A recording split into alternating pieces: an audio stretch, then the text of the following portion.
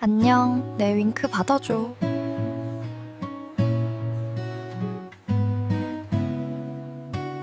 안녕하세요. 오늘은 대한민국 수소 경제의 현주소와 미래 전략, 월드 하이드로젠 엑스포 2025를 중심으로라는 주제로 차분히 이야기를 나눠보겠습니다. 먼저 왜 지금 왜 굳이 수소여야 하는지부터 짚어보겠습니다. 전 세계는 기후 위기와 에너지 안보 문제, 그리고 산업 구조 전환이라는 세 가지 거대한 파도 앞에 서 있습니다. 석유와 석탄, 천연가스에 의존해 온 기존 에너지 시스템은 탄소 배출이라는 한계에 부딪혔고, 동시에 지정학적 리스크 때문에 언제든 공급이 끊기거나 가격이 폭등할 수 있는 불안 요소를 안고 있습니다. 이런 상황에서 수소는 단순한 대체 연료가 아니라 에너지 시스템 전체를 다시 설계할 수 있는 새로운 에너지 운반체로 부상하고 있습니다. 수소의 가장 큰 장점은 연소 과정에서 온실가스와 미세먼지를 배출하지 않는다는 점입니다. 물론 생산 과정에서 탄소가 발생할 수도 있지만 재생에너지와 결합하거나 탄소를 포집해서 처리하는 기술과 함께 간다면 수소는 2050년 탄소 중립을 향한 가장 중요한 수단이 될 수 있습니다. 또 수소는 가정과 공장, 발전소와 차량, 선박과 철도까지 에너지의 생산과 전달, 소비 전 주기에 걸쳐 활용될 수 있습니다. 이 말은 곧 수소가 새로운 산업을 만들어낼 뿐 아니라 철강이나 정유화학 같은 기존 전통 산업에도 새로운 생명을 불어넣을 수 있다는 뜻입니다. 여기에 하나 더, 수소는 전력 계통 안정화에도 매우 중요합니다. 태양광과 풍력 같은 재생에너지는 날씨와 시간에 따라 발전량이 들쭉날쭉한 변동성 에너지입니다. 전기가 남을 때는 버려야 하고 부족할 때는 급하게 채워 넣어야 하는 문제가 생깁니다. 이때 남는 전기를 이용해 물을 전기분해해 수소로 바꾸어 저장해 두었다가 필요할 때 다시 전기로 바꾸거나 연료 전지에 투입하면 거대한 에너지 저장 시스템이 됩니다. 인공지능과 데이터 센터 확대로 전력 수요가 폭발적으로 증가하는 시대, 잉여 전력을 수소로 전환해 전력망 부담을 줄이고 시스템의 유연성을 높이는 것이 미래 에너지 전환의 핵심 경로로 떠오르고 있습니다. 이제 시야를 한국으로 돌려보겠습니다. 한국은 이러한 글로벌 흐름 속에서 수소 경제 선도국을 표방하며 다양한 전략을 추진하고 있습니다. 그 상징적인 장면이 바로 2025년에 열릴 월드 하이드로젠 엑스포 2025, 줄여서 WH2025입니다. 이 행사는 기존 국내 최대 수소 전시회였던 HMET와 국제 수소 컨퍼런스를 통합해 이름 그대로 세계적인 규모의 수소 박람회로 업그레이드한 행사입니다. WH2025는 2025년 12월 4일부터 7일까지 나흘간 킨텍스, 제2전 시장과 대형 전시홀을 모두 활용해 열릴 예정입니다. 약 26개국 200개가 넘는 기업과 기관이 참여해 수소 생산, 저장, 운송, 활용까지 전 주기 기술을 한자리에서 선보이게 됩니다. 단순히 전시 부스를 채워 넣는 행사가 아니라 글로벌 기업과 정부, 연구기관이 모여 기술 협력과 정책 방향을 논의하는 말 그대로 수소 산업의 올림픽이자 전략 회의장이 되는 셈입니다. 한국이 이 행사를 WRLD-HYDROGN EXPO라는 이름으로 통함. 개최하는 데에는 분명한 전략적 의도가 있습니다. 예전에는 수소차나 연료전지차, 즉 활용 부문에 조금 더 무게가 실려 있었다면 이제는 수소 생산과 인프라, 정책과 제도, 그리고 글로벌 규범까지 전 영역을 아우르는 종합 허브로 도약하겠다는 선언입니다. 전시회 이름 하나를 바꿨을 뿐인데 무엇이 그리 큰 의미냐고 할 수 있지만 사실 이것은 한국이 기술 전시를 넘어서 글로벌 수소 규범과 표준, 정책 논의까지 주도하는 나라가 되겠다는 신호라고 볼 수 있습니다. 이제 WH2025에 참여하는 핵심 기업들을 살펴보겠습니다. 가장 먼저 눈에 들어오는 이름은 역시 현대차 그룹입니다. 현대자동차와 기아, 현대제철, 현대건설, 현대엔지니어링, 현대글로비스, 현대로템까지 7개 계열사가 HTWO라는 수소 통합 브랜드 아래 하나의 대형 부스를 구성합니다. 이 부스에는 수소 생산에서 저장 운송, 모빌리티, 발전과 산업 활용에 이르기까지 현대차 그룹이 그동안 쌓아온 수소 밸류체인 기술이 집대성될 예정입니다. 과거 현대차 그룹이 수소 분야에서 보여줬던 대표적인 이미지는 넥소와 수소 전기버스, 수소 트럭과 같은 모빌리티 라인업이었습니다. 그런데 WH2025에서 현대차 그룹은 이 모빌리티를 넘어서 수전의 시스템과 폐기물 기반 수소 생산, 암모니아 크래킹 같은 수소 생산과 운반 기술을 전면에 내세우고자 합니다. 예를 들면 물을 전기분해해 고순도 수소를 생산하는 PM 수전의 시스템, 2027년 울산 신공장에서 양산을 목표로 하고 있는 연료전지 관련 설비, 그리고 폐기물을 활용해 수소를 뽑아내는 WH, 즉 웨이스트 마이너스 투 마이너스 하이드로전 기술 등이 소개됩니다. 또한 해외에서 대규모로 들여올 암모니아에서 수소를 추출하는 암모니아 크래킹 설비, 이동형 충전소, 그리고 액화수소 저장 장치인 ACR-H 등 차세대 충전 인프라도 함께 선보입니다. 이 변화는 단순히 전시 품목 몇 개가 바뀐 정도가 아니라 현대차 그룹의 수소 전략이 차량 중심에서 밸류체인 전 영역으로 확장되고 있음을 보여줍니다. 한국 정부가 청정수소 중심으로 정책 방향을 전환하고 있는 흐름에 맞춰 기업도 수소 모빌리티를 돌릴 연료, 즉 청정수소 자체를 안정적으로 조달하는 업스트림 역량을 키우겠다는 것입니다. 다시 말해 수소차만 잘 만드는 것으로는 탄소 중립과 수소 경제를 달성할 수 없고 대규모 청정수소 공급망을 확보해야만 진짜 수소 경제가 돌아간다는 인식이 분명히 반영된 전략적 선택입니다. 이제 정부의 큰 그림을 보겠습니다. 정부는 2019년 수소 경제 활성화 로드맵을 통해 수소 경제 선도국을 선언한 뒤 2050 탄소 중립과 2030 온실가스 감축 목표 상향을 반영해 이를 보완한 제1차 수소 경제 이행 기본 계획을 마련했습니다. 이 계획은 수소 분야 최초의 법정 기본 계획으로 수소를 일시적인 유행이 아니라 2050년까지 이어질 국가 전략 산업으로 자리매김시키는 역할을 합니다. 정부가 그린 큰 목표는 2030년까지 연간 390만 톤, 2050년에는 2790만 톤의 수소를 사용하고 공급하는 거대한 시장을 만드는 것입니다. 이를 위해 생산 인프라 활용 생태계라는 4가지 축으로 4대 전략과 15대 세부 과제가 제시되어 있습니다. 생산 측면에서는 그린 수소와 블루 수소처럼 온실가스 배출이 적은 청정수소를 국내외에서 확보하는 전략을 담고 있고, 인프라 측면에서는 파이프라인 저장시설, 터미널, 충전소 등을 촘촘하게 깔겠다는 계획이 포함되어 있습니다. 활용 측면에서는 발전과 산업, 수송, 건물 등 다양한 분야에서 수소 사용을 늘려 실제 온실가스 배출을 줄이는 것을 목표로 하고 있습니다. 여기서 중요한 포인트는 초기 정책이 주로 수소차 등 수송 부문에 치우쳐 있었다면 이제는 발전과 철강, 화학 같은 온실가스 다배출 산업으로 시야를 넓히고 있다는 점입니다. 예를 들어 가스터빈 발전에서는 150메가와트급 가스터빈에 수소와 암모니아를 혼합해 태우는 혼소 기술을 개발 실증하고, 석탄 발전소에서는 2030년까지 암모니아 20% 혼소, 2050년까지는 암모니아 100% 전소를 목표로 하고 있습니다. 이것이 실현되면 발전 부문에서 배출되는 탄소를 크게 줄이면서 동시에 수소와 암모니아라는 새로운 연료에 대한 대규모 수요가 생겨나게 됩니다. 수소 경제의 제도적 틀을 강화하기 위해 정부는 2022년 수소법을 개정해 청정수소의 정의를 법에 담고 청정수소 발전 의무제도인 CHPS 그리고 청정수소 인증제를 추진할 수 있는 근거를 마련했습니다. 이는 미국의 IRA나 유럽의 탄소국 경조정제도 RFNBO 규제에 대응하기 위한 한국식 전략이기도 합니다. 수소라고 해서 다 같은 수소가 아니라 얼마나 적은 탄소를 배출하고 만들어졌는지를 기준으로 등급을 나누고 그 기준을 통과한 수소만이 진짜 청정수소로 인정받는 시대가 열리고 있는 것입니다. 이제 민간 기업의 투자 흐름을 살펴보겠습니다. SK 현대차, 포스코, 한화효성, 롯데케미칼 등 한국의 주요 대기업들은 2030년까지 약 40조 원이 넘는 투자 계획을 발표하며 수소 산업 전반에 뛰어들고 있습니다. SK그룹은 5년간 18조 원이 넘는 자금을 투입해 액화수소와 청정수소, 생산, 유통, 충전 인프라를 구축해 글로벌 1위 수소 기업으로 도약하겠다는 목표를 내걸었습니다. 포스코그룹은 2050년까지 수소 생산 500만 톤 체제를 구축하고 수소환 원제철 기술과 강제 개발을 통해 수소 사업에서 30조 원 규모의 매출을 올리겠다는 청사진을 그리고 있습니다. 롯데케미칼은 2030년까지 약 4조 원을 투자해 청정수소 60만 톤을 생산하고 국내 수소 수요의 30%를 공급하겠다는 계획을 세웠습니다. 효성그룹은 독일 린데와 손잡고 액화수소 공장을 건설해 1만 톤대에서 3만 톤대까지 생산 능력을 키우고 수소차 연료탱크용 탄소 섬유 생산에도 속도를 내고 있습니다. 이처럼 국내 대기업들의 투자는 크게 두 방향으로 요약할 수 있습니다. 하나는 대규모 공급망을 선제적으로 확보해 경제성을 끌어내리겠다는 것이고, 다른 하나는 철강과 발전 같은 산업 부문의 탈탄소화를 수소로 해결하겠다는 전략입니다.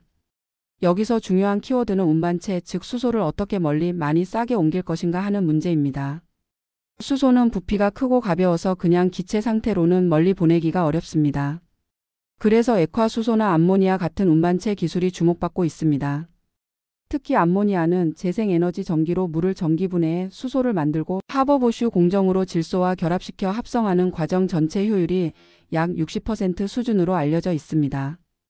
효율이 100%는 아니지만 대규모로 장거리 수송이 가능하고 기존 석탄 발전소에서 혼소 연료로 쓸 수 있다는 점 때문에 매우 중요한 선택지로 떠오르고 있습니다.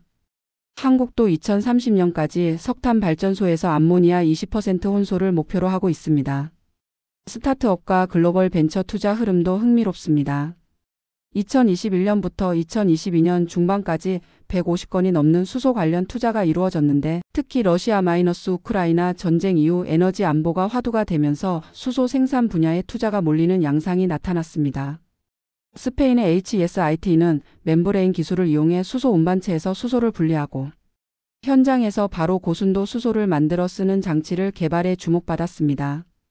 SKE&S는 이 회사에 수백억 원 규모의 투자를 단행했고 이를 통해 청록수소 같은 새로운 형태의 청정수소 조달 옵션도 확보하려 하고 있습니다. 호주의 HYS-8A는 고효율 수전에 기술을 앞세워 저비용 그린수소 생산을 목표로 투자를 유치하고 있습니다. 글로벌 시야를 조금 더 넓혀보겠습니다. 국제에너지기구 IEA의 분석에 따르면 2050년까지 전 세계 수소 시장은 약 12조 달러 규모로 성장할 가능성이 있습니다. 그중 아시아 시장이 약 5조 달러로 가장 큰 비중을 차지할 것으로 예상되고 미국과 유럽연합이 그 뒤를 이을 것이라는 전망이 나와 있습니다. 특히 아시아 시장의 성장 잠재력이 40% 이상으로 추정되는 만큼 한국이 수소 산업을 수출 산업으로 키우겠다는 전략은 상당히 현실적이고 타당한 선택이라고 할 수 있습니다. 이미 한국은 수소차와 연료전지 분야에서 세계적인 기술력을 갖추고 있기 때문에 이를 발판으로 아시아 수소 허브로 도약할 수 있는 기회가 열려 있는 셈입니다. 주요국의 정책을 비교해보면 미국은 IRA를 통해 청정수소 생산량에 따라 세액 공제를 제공하며 자국 내에서 생산되는 수소의 가격을 사실상 정부가 보조해주는 구조를 만들고 있습니다. 유럽연합은 RFNBO라는 이름으로 재생에너지 기반 연료 사용을 의무화해 수요를 강제로 만들어주는 방식을 택하고 있습니다. 일본은 참조 가격을 정해 수소 생산자와 소비자 사이의 가격 차이를 정부가 메워주는 차액 지원 제도를 도입했습니다. 이처럼 각국은 보조금과 규제를 적절히 섞어 청정수소의 경제성을 확보하고 자국 산업을 보호하며 동시에 글로벌 시장을 선점하려 하고 있습니다. 한국 역시 2022년 수소법 개정을 통해 청정수소 인증제와 CHPS의 법적 틀을 마련하며 뒤늦지 않게 대응에 나섰습니다. 그러나 여전히 청정수소 생산자에게 직접적인 가격 지원을 해주는 제도, 예를 들면 장기 계약 기반의 가격 보장이나 차액 지원 같은 장치는 부족합니다. 수소 경제에서 가장 큰 과제가 결국 가격, 즉 단가 인하라는 점을 떠올리면 이는 앞으로 반드시 보완해야 할 부분입니다. 그렇다면 한국 수소 경제의 가장 큰 도전 과제는 무엇일까요? 정리해보면 세 가지입니다. 첫째, 경제성 확보입니다. 기술이 아무리 좋아도 수소 가격이 너무 비싸면 시장은 커지기 어렵습니다. 생산 단가를 낮추고 유통 비용을 줄이며 다양한 수요처를 확보해 규모의 경제를 이루어야 합니다. 둘째, 인프라 부족입니다. 액화수소 터미널, 암모니아 크래킹 시설, 장거리 파이프라인 대용량, 충전소 같은 인프라는 어느 한 기업이 감당하기에는 너무 크고 국가 차원의 전략적 투자가 필요한 영역입니다. 셋째, 안정적인 청정수소 공급망입니다. 재생에너지 자원이 풍부하지 않은 한국의 특성상 해외에서 청정수소를 들여와야 하는 비중이 상당할 수밖에 없습니다. 따라서 해외 생산지 다변화와 장기 계약, 운송 수단과 보험, 금융 구조까지 아우르는 종합적인 공급망 전략이 필요합니다. 이제 마지막으로 한국이 앞으로 어떤 전략을 취해야 할지 4가지 제언으로 정리해 보겠습니다. 첫째, 그린수소 기술을 선점해야 합니다. 블루수소와 청록수소도 과도기에는 분명 중요하지만 궁극적인 목표는 재생에너지 기반의 그린수소입니다. 고효율 수전의 기술과 대규모 재생에너지 연계 시스템에 과감한 R&D와 실증 투자를 해야 합니다. 둘째, 수소 운반체 인프라를 국가 주도로 조기에 구축해야 합니다. 액화수소 터미널, 암모니아 저장 및 크래킹 시설 수입, 항만과 연결되는 파이프라인 같은 인프라는 국가기관 시설로 보고 전략적으로 추진할 필요가 있습니다. 셋째, 청정수소를 중심으로 한 산업 생태계를 빠르게 확장해야 합니다. 수소차와 연료전지 발전의 강점을 유지하면서 발전과 철강, 화학 같은 온실가스 다배출 산업에서의 수소 사용을 제도적으로 뒷받침해야 합니다. CHPS와 같은 제도를 통해 청정수소 사용 의무를 부과하고 이에 대한 비용 부담은 보조금과 전력요금 체계 개편 등을 통해 사회 전체가 함께 나눌 수 있는 구조를 만들어야 합니다. 넷째, 수소 경제를 전담할 연구기관과 공공기관을 육성해야 합니다. 장기 정책을 설계하고 인프라 구축을 조정하며 가격과 유통을 관리하고 국민과 시장의 신뢰를 확보하는 역할을 맡을 전문기관이 필요합니다. 마지막으로 월드 하이드로젠 엑스포 2025가 가지는 교육적, 사회적 의미도 짚어보겠습니다. 수소 경제는 전문가들만의 전유물이 아닙니다. 발전소와 공장, 자동차와 선박, 우리가 사는 도시에 이르기까지 생활 전반을 바꿔나가는 과정이기 때문에 국민들의 이해와 참여 그리고 사회적 합의가 무엇보다 중요합니다. 전시회장은 단순히 기업과 정부가 계약을 맺는 공간이 아니라 학생과 청년, 시민들이 직접 수소 기술을 눈으로 보고 손으로 만지고 체험해 보면서 미래 에너지 체계를 몸으로 느낄 수 있는 살아있는 교과서가 될 수 있습니다. 예를 들어 수전의 장비가 어떻게 물을 수소와 산소로 나누는지, 연료 전지가 어떻게 수소를 전기로 바꾸는지, 수소 트럭과 버스, 열차가 어떤 원리로 움직이는지, 그리고 암모니아 혼소 발전이나 수소환 원재 처리, 기존 석탄 발전과 무엇이 다른지를 눈앞에서 보여줄 수 있습니다. 이런 체험은 교과서 속 문장으로만 배우는 것과는 전혀 다른 울림을 줍니다.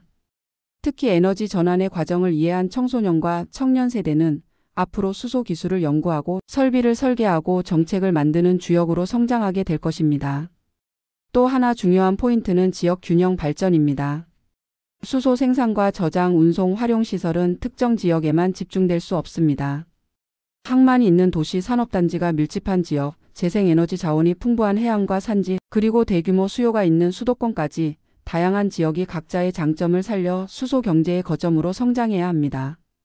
이런 측면에서 WH2025와 같은 대형 국제 행사는 수도권뿐만 아니라 전국 각지의 지자체와 기업, 대학, 연구소가 연계되는 촉매 역할을 할 수 있습니다. 전시회 이후에도 지역별 수소 클러스터를 어떻게 육성할지, 수소를 매개로 한 새로운 일자리와 교육 프로그램을 어떻게 만들지에 대한 논의가 본격화된다면 수소 경제는 단순한 에너지 정책을 넘어 지역과 산업, 교육을 아우르는 종합 발전 전략으로 자리 잡을 수 있을 것입니다. 여기에 한 가지를 더 덧붙이자면 수소 경제는 결코 다른 에너지와의 경쟁만이 아니라는 점도 중요합니다. 태양광과 풍력, 원전과 같은 기존 신규 전원과 수소는 서로를 대체하기도 하지만 동시에 서로를 보완하는 관계이기도 합니다. 예를 들어 재생에너지 비중이 높아질수록 개통의 불안정성이 커지는데 이때 남는 전기를 수소로 바꿔 저장하는 파워-2- 가스 기술은 재생에너지의 한계를 보완해 주는 든든한 파트너가 됩니다.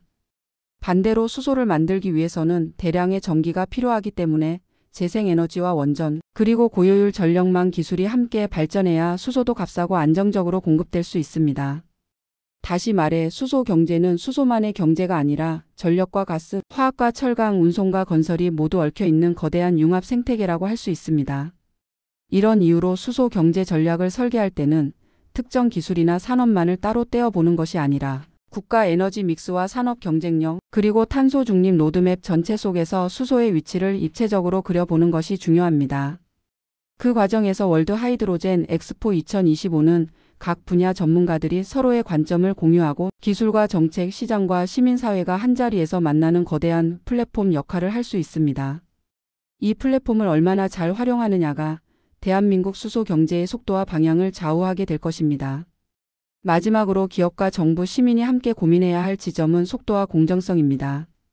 탄소 중립 시계를 보면 우리가 움직일 수 있는 시간은 많지 않지만 동시에 전환 과정에서 소외되는 산업과 지역, 계층이 생기지 않도록 세심하게 설계해야 합니다. 수소 경제가 새로운 기회가 되는 만큼 기존 일자리가 줄어드는 영역도 존재하기 때문입니다. 따라서 수소 관련 인력 양성, 직무 전환 교육, 지역 상생 프로그램을 미리 준비해 두는 것이 중요합니다. 그래야만 수소 경제가 누군가에게는 위기가 아니라 모두에게 기회가 되는 미래로 이어질 수 있습니다.